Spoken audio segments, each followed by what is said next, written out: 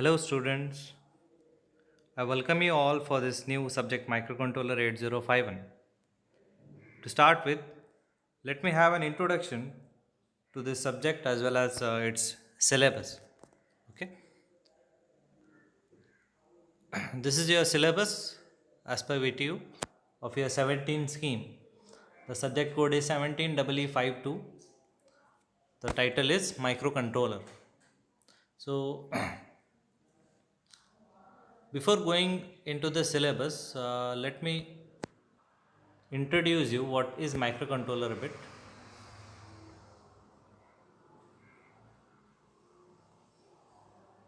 Yes. What is a microcontroller?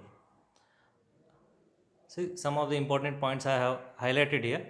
A microcontroller is an integrated circuit, that is IC. You have seen ICs, right? In your, I guess, in OPAMP lab, you have seen operational amplifier, one 8-pin IC. So, similar to that, this is an 40-pin IC, 40 pin integrated circuit IC.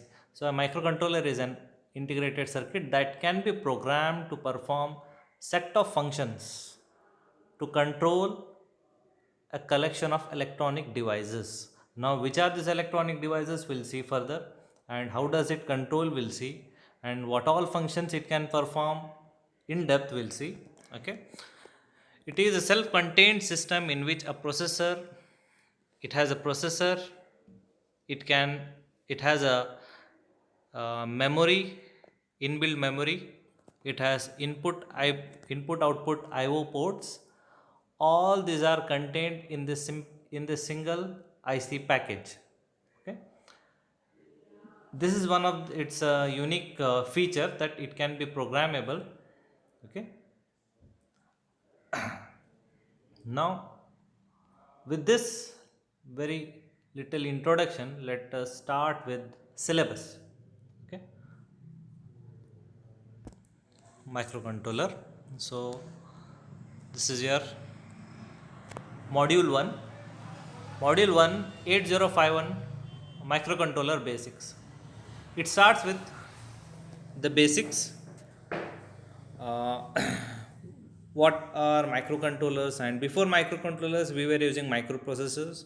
And the difference between microprocessor and microcontroller, we have to understand how they are different, and different architectures of microcontrollers, different processors. Then then we have its block diagram. Then it's 8051 register banks. It has got 4 banks.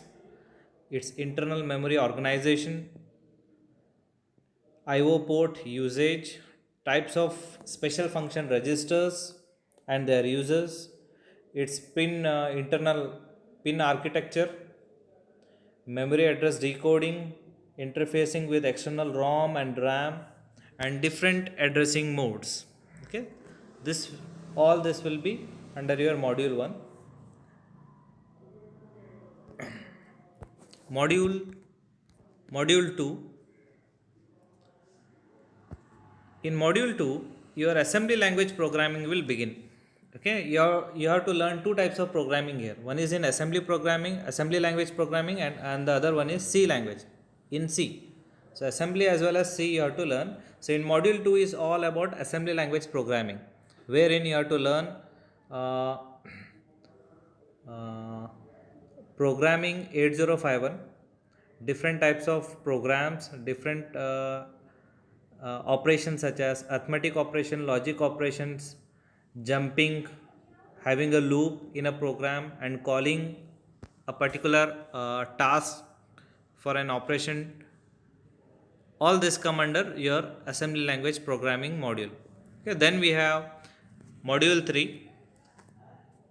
This module 3, all you have to learn in C language, wherein different data types, how to create time delays in 8051C, time delay in performing operations and performing tasks, then IO programming, logic operations, data conversions, then ascending code ROM space, data data usage using 8051C, then programming of timer, very important part, how to program timers, counters.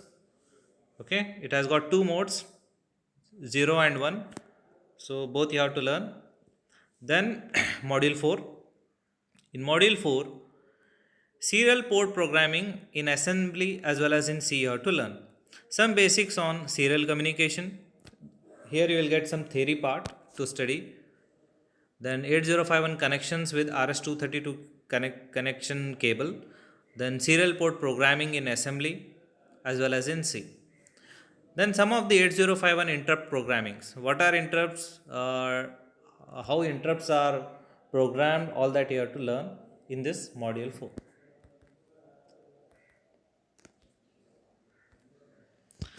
Last module 5. Module 5 is about interfacing. LCD interfacing, keyboard interfacing, ADC, analog to digital converter, digital to analog converter, sensor interfacing. Interfacing means how will you communicate with your microcontroller.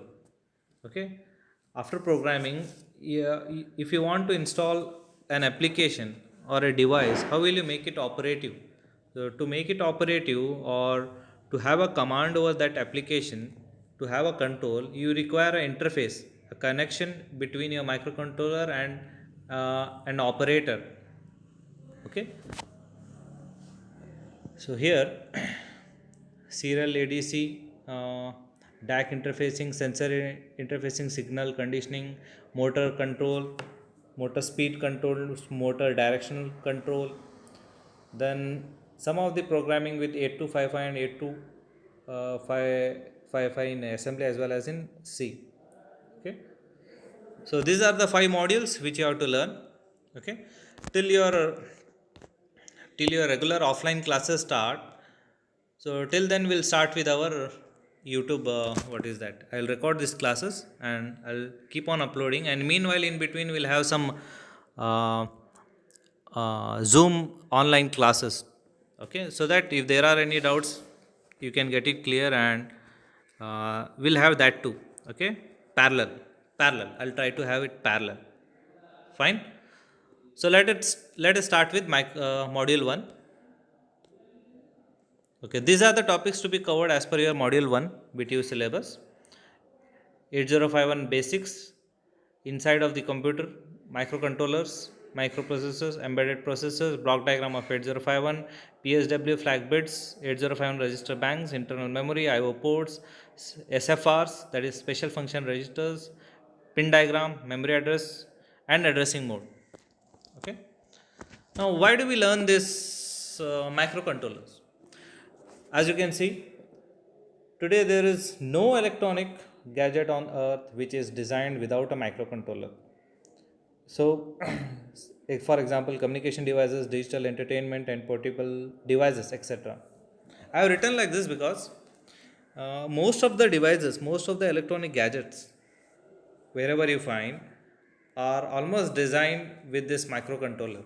Not just microcontroller, we also use microprocessors. We have got a very big family of this processors. Among this big family, this microcontroller is one of the family member. Okay. Again, microprocessor is another subject, microcontroller is other subject, and we have got many more advanced microcontrollers. But before learning advanced things, you should know its history and its basic operation. So you have this in your syllabus. Okay. So as I have written here, it is used in most of the electronic gadgets. So such as, to show you which are those, such as I have a list here: personal information products, cell phones, watch, pocket recorder, calculator, laptop components, mouse, keyboard, modem, fax card, sound card, battery charger, not mobile charger, battery charger, home appliances such as door lock, alarm clock, thermostat, air conditioner, TV remote, VCR, small refrigerator, exercise equipment, industrial equipment, temperature, pressure controllers, counters, timers, then RPM controllers. RPM, you know, you have been using it, right? for measuring RPM of your machines, RPM of your motor or generator. Some of the toys, video games, cars, dolls, etc. So these are some of the application where you require to use your microcontroller. Okay. What is a microcontroller? This slide is done. Still I am repeating. It is an integrated circuit that can be programmed to perform a set of functions to control a uh, collection of electronic devices. So a collection, I just had the collection of electronic devices. So all there you can have a control as well as you can have multiple functions. You can take its performance. Okay. So microprocessor versus microcontroller. So microprocessor is very similar to microcontroller. Okay. Uh, so microprocessor is also called as general purpose device, whereas microcontroller on the right side is called as single chip computer. Why it is like this, you will understand in its second point. See, the second difference, it do not contain on-chip I/O ports, timers, and memories. It means that microprocessor doesn't have its own I/O ports, its own timers, its own memory. Nothing is inbuilt. So, whereas see on the right side, the second difference for microcontroller, whereas it includes the RAM memory, the ROM memory, the timer, the ADC, DAC, interrupts, etc. inbuilt. Understood?